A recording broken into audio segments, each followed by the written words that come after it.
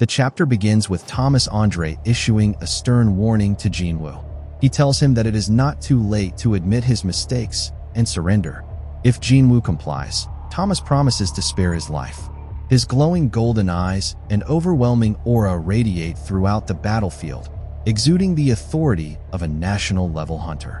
On the other side, Jinwoo remains expressionless. His only reply is raising his middle finger. Fury flashes across Thomas's face at the gesture. "So that's how it's gonna be, huh?" he mutters. Golden cracks spread across his body, followed by a powerful explosion of energy. His muscles expand monstrously, shredding his clothes apart. The aura around him grows heavier, shaking the ground beneath his feet. "You'll regret missing the last chance I gave you," he growls. His guild members, too, are engulfed by the same golden aura. Meanwhile, Jinwoo's shadows gather, their dark presence filling the air as their master gives a single command.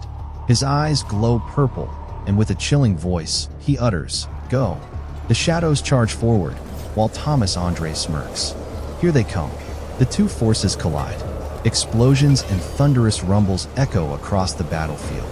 On the front lines, the Scavenger Guild's tanks raise their shields in unison, forming a massive barrier of golden light. The Shadow Army presses on with such force that the ground trembles beneath them. When the shadows crash into the Scavenger Guild's defense, a storm of explosions follows, shaking the facility. Thomas himself takes the lead, tearing through every shadow soldier in his path with terrifying ease. His gaze locks on Tusk, who begins casting him of protection. Without hesitation, Thomas launches himself forward like a bullet, his leap so powerful that the ground beneath him shatters. In the blink of an eye, he smashes through Tusk's shield and crushes the giant's skull with a single blow. "The shadows don't stand a chance against me," he declares coldly. Landing with devastating impact, Thomas bursts through the facility's roof and crashes inside. The floor caves beneath his feet as dust and debris fill the air. His eyes flicker toward his fallen guild members, but Jinwoo is already there, using the ruler's authority to hurl Scavenger Guild hunters to the ground with invisible force. Thomas dashes toward Jinwoo with blinding speed, but Iron, Jinwoo's shadow commander, steps forward to intercept. With a single slash of his arm, Thomas cuts Iron apart as though his massive body were made of paper. "Get out of my way," he snaps. But Jinwoo has already vanished. In an instant, he reappears at Thomas's side, daggers flashing as he strikes. To his shock, the blades screech harmlessly against Thomas's steel-like skin, leaving no mark. For the first time, Jinwoo's eyes widen. His attack had no effect. Thomas counters with a crushing punch that slams into Jinwoo, sending him flying skyward. "Do you think national-level hunters are a joke?" Thomas sneers as Jinwoo crashes into the air above. Lifting his hand, Thomas's body glows brilliantly. A wave of telekinetic force surges forth, dragging Jinwoo helplessly toward him. "Feel the difference in our strength," Thomas declares. Wallow in despair. But Jinwoo answers with his own power. Purple aura bursts from his hand as he unleashes the ruler's authority, its force cascading like a waterfall onto Thomas. The immense pressure pins Thomas down, freezing him in place. His eyes widen in disbelief. What the hell is this? Is he trying to crush me into the ground? Still being pulled in, Jinwoo doesn't hesitate. He drives his fist into Thomas's face with brutal force. Blood sprays from Thomas's mouth as his body is flung backward through the air. Shock registers in his mind as he tastes blood for the first time in years. Slamming a foot into the ground, he anchors himself to halt his flight, but Jinwoo is already upon him. With relentless speed, Jinwoo closes the distance and strikes again, fists hammering into Thomas. "Feel the difference in our strength," and wallow in despair. Jinwoo throws Thomas's own words back at him. He unleashes a storm of rapid dashes and blows, his daggers and fists striking every part of Thomas's body faster than the eye can follow. Thomas grimaces, his expression hardening. "All right, I'll stop underestimating you." The golden aura around his body begins to dissipate as he utters a single command, reinforcement. The scene shifts to outside the facility. Adam White rides in a car, racing toward the battlefield with an agent. The driver nervously asks if Adam should explain what's happening. Adam shakes his head. "There's no time for a full rundown. And you're not a hunter. You can't feel what's happening." But if this escalates further, all our lives will be at risk. In the distance, a towering golden aura erupts from the facility, its brilliance shaking the horizon. Back inside, Thomas's form begins to change. Jinwoo realizes in that moment that 4 humans had borrowed power from the rulers. Perhaps these 4 were among the 5 survivors of the Kamish raid. If so, Thomas Andre is one of them, one of the national-level hunters imbued with the ruler's power.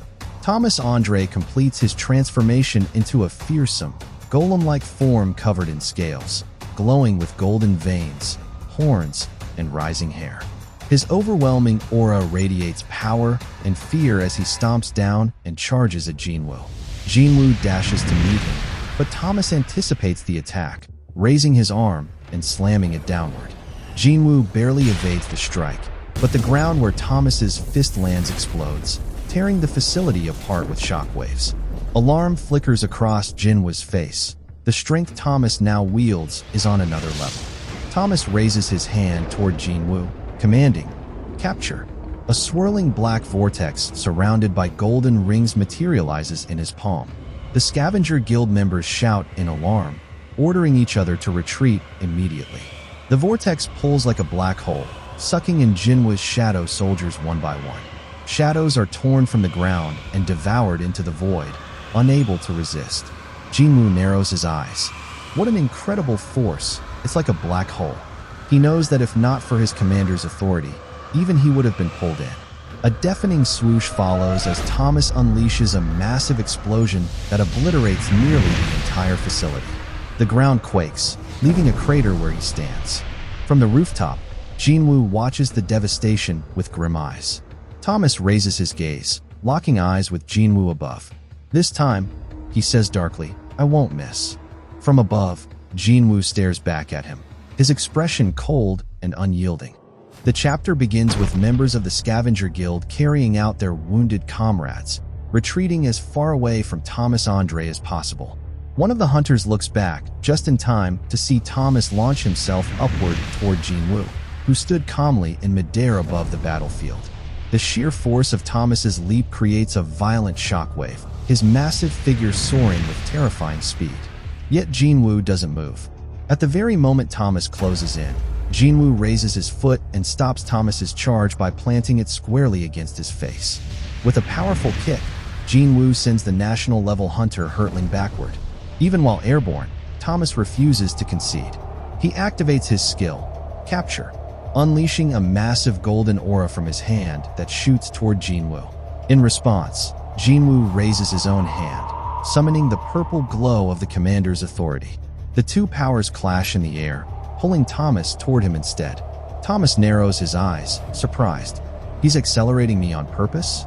He intends to take me head-on? Well then, I'll gladly accept. At once, he activates reinforcement. Their fists collide, releasing a cataclysmic explosion. But this time, Jinwoo gains the upper hand. Cracks begin forming across Thomas's golden armor, stunning him. Jinwoo's expression stays cold as his blow erupts with explosive force, hurling Thomas across the battlefield and shattering the structures in his path. Jinwoo lands lightly on the ground, while Thomas crashes into twisted steel and shattered concrete. Furious, Thomas roars as he pushes himself up, but Jinwoo is already there. He appears before Thomas in an instant. Anticipating the attack, Thomas throws a devastating punch, but Jinwoo slides beneath it, the impact of the missed strike alone shattering the ground. Seizing the opening, Jinwoo grabs Thomas' black horns protruding from Thomas's helmet-like armor and drives his knee into his face. The armor shatters, fragments scattering across the ground. Meanwhile, Adam White and several Federal Bureau of Hunters agents arrive at the scene. As they step out of their vehicles, shock and fear spread across their faces. "Holy crap," one agent mutters. "The intensity of this mana. What kind of monsters are fighting in there?" Another warns that things are only going to get more dangerous and tells the others to brace themselves. Explosions echo in the distance. Adam stares ahead, disbelief clouding his eyes. "Am I hallucinating?" he mutters. His companion shakes his head. "No, that's really Thomas Andre." Turning to Adam, he asks, "What do we do now?" Of course we have to stop them, Adam replies firmly.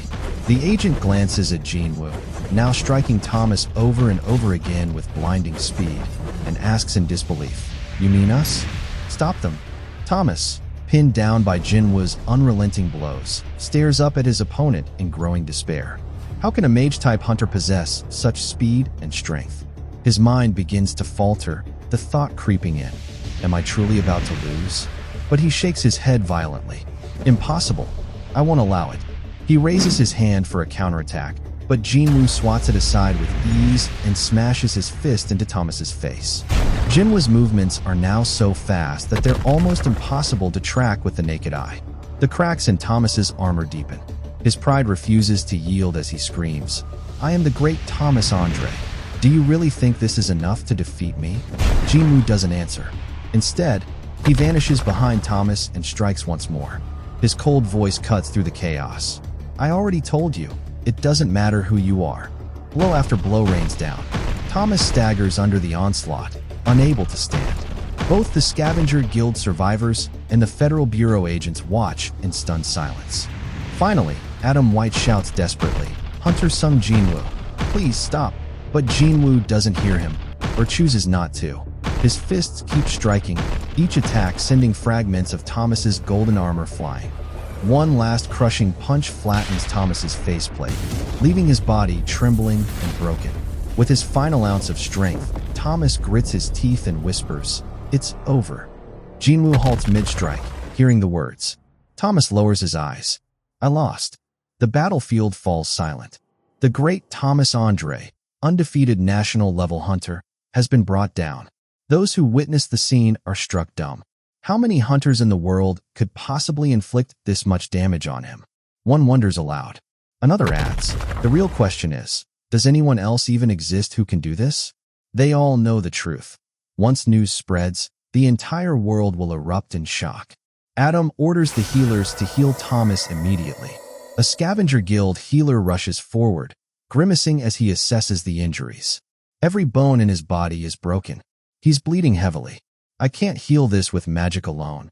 We'll need multiple healers working together." Honestly, the only reason he's even alive is because he's a national-level hunter. If anyone else had taken this kind of damage, they'd be dead 10 times over. At last, the battle is over. Miraculously, despite the devastation, no lives were lost, only injuries. Adam exhales, running a hand over his head. At least it didn't end worse. Just then, an agent rushes up to him, his face pale. "Sir, Huang Dongsu, he's not breathing. His heart has stopped. And Sung Jinwoo, he's nowhere to be found." The scene shifts. Far away, atop a building in Seoul, Jinwoo sits quietly, speaking with one of his shadows. "I switched places with Beru using shadow exchange," he says. His gaze drifts toward the city skyline before turning to the shadow beside him. "It's been a while since you've been in South Korea, hasn't it? What you're looking at now is the city of Seoul." He then adds that Beru should still be in the States, doing everything he can to heal Jinho. The shadow kneels beside him. "My king, what is it?" Jinwoo asks. With reverence, the shadow lowers its head. "Please grant me a name." At that moment, it is revealed that the shadow holds the rank of General, Level 1. Jinwoo studies him quietly before smirking. "What about greed? After all, you died because of your greed." He tilts his head. "What do you think? Do you like it, Huang Dongsu?" The shadow bows deeply. "Thank you, my king." "Good. Now, put your head back down," Jinwoo replies. The following day, the scene shifts to the International Guild Conference. The venue is packed with reporters. Michael Connor, walking beside Jinwoo, remarks, "It looks like word of yesterday's battle has already spread. Avoiding the spotlight today will be nearly impossible." In his mind, Michael reflects that Jinwoo was responsible for what happened with the Scavenger Guild. He explains that testimonies from hunters who had accompanied Huang Dongsu were secured, and that the Federal Bureau of Hunters would soon release the full findings of their investigation. Jinwoo, however, has no interest in hearing about Huang Dongsu. He only came to the United States for one reason, and once he has found the answers he sought, his business here is finished. Mr. Connor hands him an earpiece so he can understand the multilingual discussions during the conference. Jinwoo places it in his ear, then opens the door to the Grand Hall. Dozens of hunters from around the world turn to look at him as he enters. The chapter ends with the varied reactions of those present, especially the smile of Liu Zhigang, China's national-level hunter, as his eyes lock on Sung Jinwoo. The chapter begins with Sung Jinwoo entering the venue of the International Guild Conference. The moment he arrives, hunters quickly take notice, whispering among themselves. Some recognize him as the Asian hunter who had nearly killed Thomas Andre and played a pivotal role in the Tokyo Gate incident. Others remark in disbelief that he had managed to knock out Thomas Andre, the man who ruled over other hunters like a king. Unfazed by the attention, Jinwoo quietly takes his seat while the others continue to glance his way. Soon after, a man steps onto the stage and introduces himself as Dr. Belzer. Dr. Belzer explains that while everyone is already aware of the recent spike in the number of gates and the powerful beasts emerging from them, there is another alarming phenomenon. They have detected unusual activity in the skies. According to him, the concentration of mana absorbed into the atmosphere has been growing increasingly dense. He refers to this type of mana as magisphere, a temporary term until a more suitable one is established. Displaying a world map marked with red dots of varying sizes, he explains that the magisphere is clustering in 9 specific regions worldwide. Of these, the most concentrated point lies above Seoul, South Korea. At the mention of Seoul, hunters begin whispering again and glance at Jinwoo. Sensing the tension, Dr. Belzer reassures everyone. No need to stare at Mr. Sung. If he could control the magisphere, he would already be far beyond the rank of an ordinary hunter. Jinwoo, however, notes that there are exactly 9 locations in total, coinciding with the number of monarchs. Dr. Belzer concludes that while there is no way yet to deal with this phenomenon due to its unknown cause, it must not be ignored, as the world may soon face another profound change. At this point, Mr. Brennan steps onto the stage, taking over from Dr. Belzer. With a heavy expression, he announces devastating news. 2 weeks ago, national-level hunter Christopher Reed was murdered by a group of unidentified assailants. The hunters erupt in shock. A national-level hunter being killed is unheard of. Only beings equally strong could achieve such a feat. Some immediately glance at Jinwoo, whispering whether the same man who fought Thomas yesterday might be responsible. Jinwoo ignores them, his expression serious as he listens. Brennan continues, stating that the official obituary of Christopher Reed will be released tomorrow. A photo of Reed's lifeless body flashes on the screen. Brennan urges the hunters not to jump to conclusions, clarifying that the Bureau has identified a suspect. When the suspect's image is revealed, Jinwoo's eyes widen. It is none other than his father. Among the hunters, one quietly remarks that this clears Jinwoo of suspicion. Another, however, is unsettled by the uncanny resemblance between Jinwoo and the suspect. As they whisper, they suddenly feel Jinwoo's terrifying aura rise behind them, silencing their doubts. Inwardly, Jinwoo wondered, out of everyone, why did it have to be his father? His thoughts flash back to Kamish's warning, that 4 humans had borrowed the power of the rulers, and that he should beware of them. Could this beast, resembling his father, be one of them? Brennan resumes his explanation. The suspect had been discovered inside a gate on American soil and was capable of speaking human language, in Korean. To interrogate him, they enlisted Hwang Dong-soo, but during questioning, the suspect knocked him unconscious and escaped, engulfing the Bureau headquarters in flames. His strength was enough to defeat Dong-soo, a core member of the Scavenger Guild. Brennan warns that it is highly possible other humanoid beasts also escaped from different dungeons and may have attacked Christopher Reed simultaneously. More images of the destruction and the suspect are displayed. As Jinwoo stares at the photo of his father, he suddenly hears his voice in his mind, warning Dong-soo never to step foot in Korea again, not for Jinwoo's sake, but for his own. The chilling words echo, "You will never rest in peace, even in death." Jinwoo's chest tightens, his purple heart pounding. Summoning his shadow greed, he confirms his suspicion. The man in the photo is indeed his father. Brennan declares that the Bureau will request guilds worldwide to help apprehend the suspect, instructing all hunters to report immediately if he is located. Questions follow. One hunter asks if there is proof that the suspect is not human. Brennan answers that his mana wavelength is identical to that of a beast, Yet the suspect claims to be a human who had once disappeared inside a dungeon. When pressed on why the identity is not being revealed, Brennan admits that he has personal ties with hunters present in the room and therefore chose not to disclose details. Then, a hand rises from the upper section of the room. It is Liu Zhigang, China's 7-star hunter. With a sharp smile, he directly asks whether withholding the identity truly helps in finding the suspect, and more importantly, what is the suspect's relation to Sung Jinwoo? Cornered, Brennan admits that during interrogation, the suspect identified himself as Jinwoo's father, which became the basis of their investigation. The room fills with murmurs. Liu Zhigang then turns directly to Jinwoo, asking what he would do if the suspect truly turned out to be his missing father. Jinwoo's reply is calm yet chilling. If the suspect is a beast, he will hunt it down himself. But if it is his father, and not a beast, then, with unwavering conviction, he says, then I'll simply have to hunt down the hunters. Memories of Cha Hae-in and Jinho in danger flash through his mind as he adds, I'm going to protect my family, even if it means turning all the hunters in the world against me. The conference ends. Outside the hall, Jinwoo walks with Adam. Adam, still stunned, asks if he was serious about what he said. Jinwoo calmly confirms it. Adam admits he cannot believe Jinwoo made such a declaration in front of over 500 top-ranking hunters from 120 countries.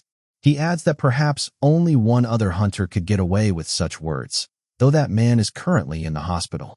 Jinwoo immediately realizes Adam is referring to Thomas Andre. Adam also informs him that a banquet has been prepared and invites Jinwoo to attend if he is not too busy. As they speak, Jinwoo notices a figure approaching, Liu Zhigang, flanked by his security and agents. Once again, murmurs ripple through the hunters nearby. Speaking in Chinese, Liu Zhigang greets Jinwoo. Adam translates, explaining that Liu was the one who defeated a giant off the coast of China, one of the monsters released, and had long been curious to meet Jinwoo, the hunter who defeated a powerful giant with such ease.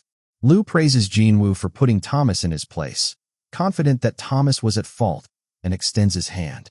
At first, Jinwoo had assumed Liu Zhigang to be nothing more than a grumpy man, but now he finds him surprisingly interesting. He takes the offered hand, and the two hunters shake firmly. The chapter ends with Liu Zhigang walking away, smiling as he remarks that he hopes the suspect is not Jinwoo's father. Before we wrap up this arc, if you enjoyed the video, please take a moment to subscribe, like, and leave a comment. Thank you.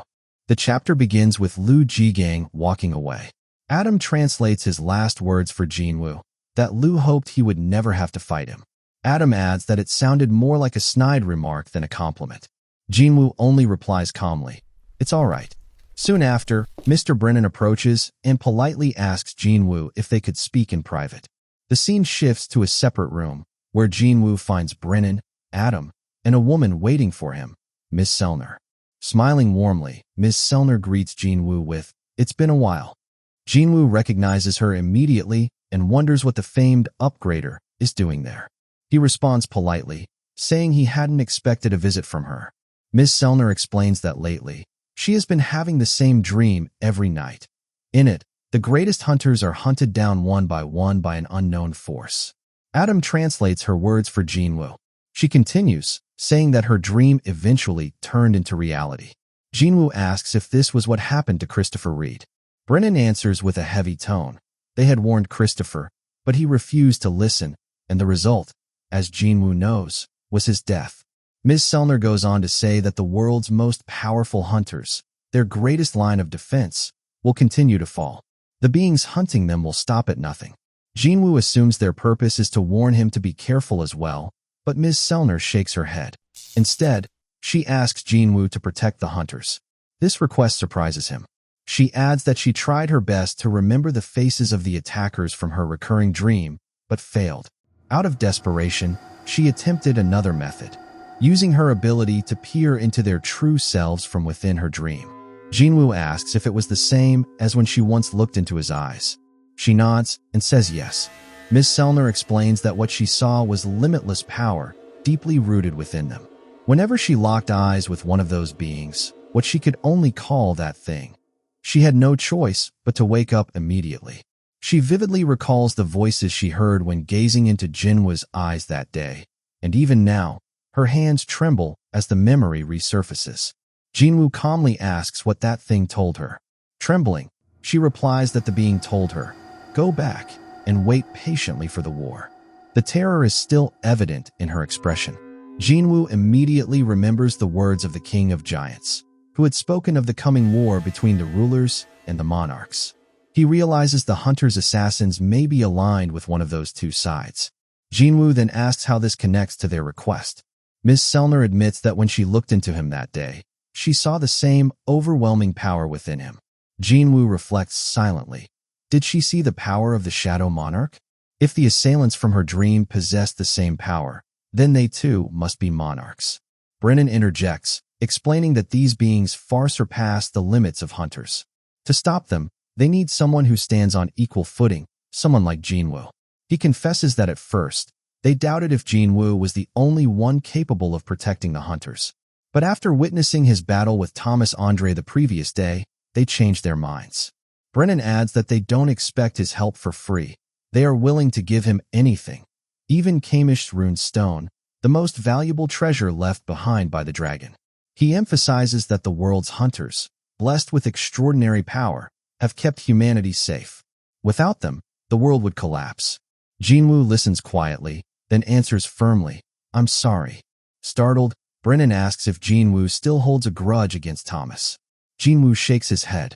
That's not the reason. Instead, he admits he still doesn't know who the true enemies are. Both Brennan and Selner are shocked by his reply. Jinwoo then excuses himself and begins to leave. Adam recalls Jinwoo's earlier words, that he would protect his family, even if it meant turning the world's hunters against him. As Jinwoo walks away, he suddenly halts and sighs. Then, he turns back and calls out to Adam. With a faint smile, he asks if he could be given a list of the hunters they want him to protect, and perhaps arrange a meeting with them. Adam, overjoyed, immediately agrees. The scene shifts to the night of the Hunters' Banquet, hosted by the Hunter Bureau on the final day of the International Guild Conference. Hunters from all over the world gather in formal attire, dining and drinking. Jinwoo arrives at the venue with Jinho. He asks how Jinho's body is holding up. Jinho, smiling, replies that he feels better than ever. Then, to Jinwoo's surprise, Jinho suddenly tears up, recalling how Jinwoo stood against Thomas Andre, the Goliath, just to protect him. Around them, hunters whisper among themselves.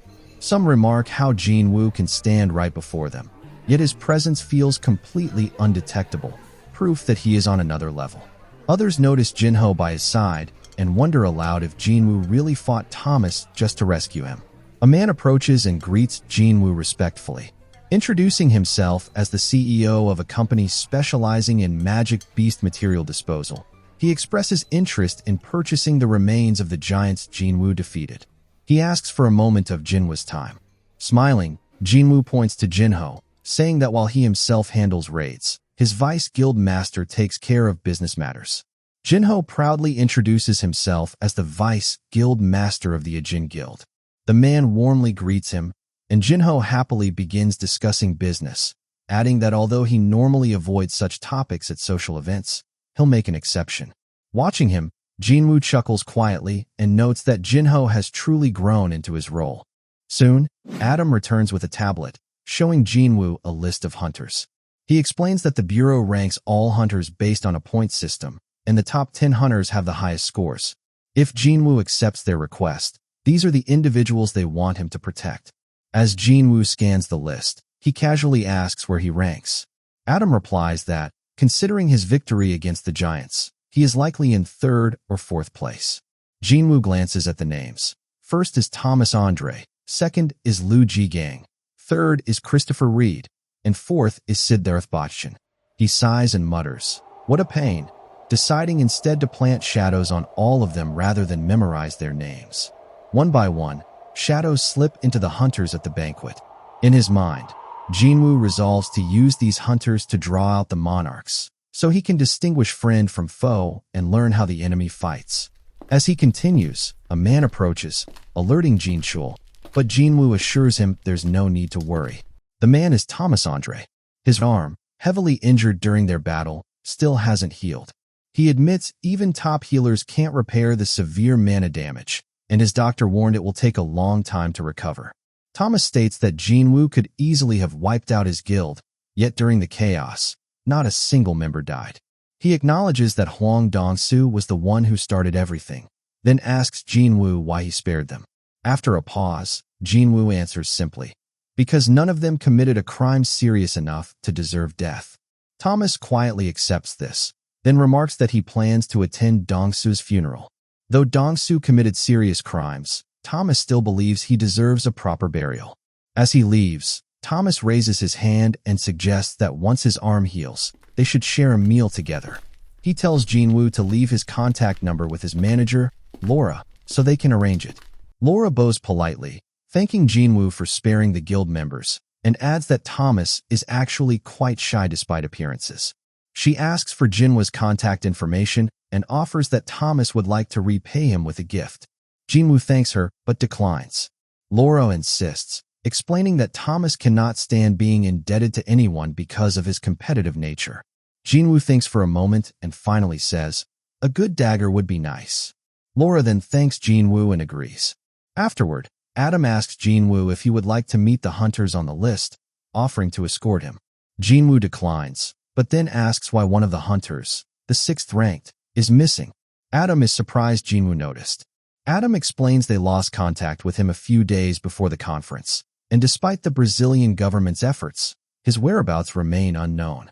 Jinwoo quietly wonders if the enemy has already taken him. If so, only 7 remain.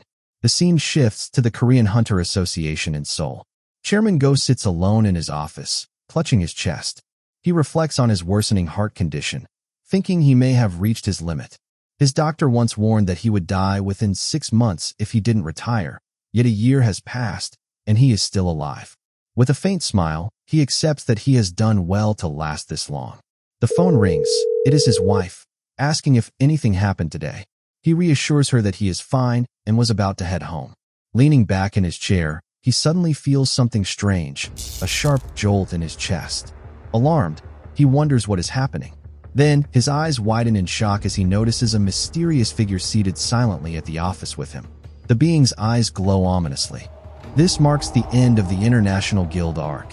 The next arc, the Monarchs War arc, is a major storyline where powerful enemies known as Monarchs take their battle into the human world. The conflict intensifies as Jinwoo faces greater threats, uncovering more about the true scale of the war and his role within it.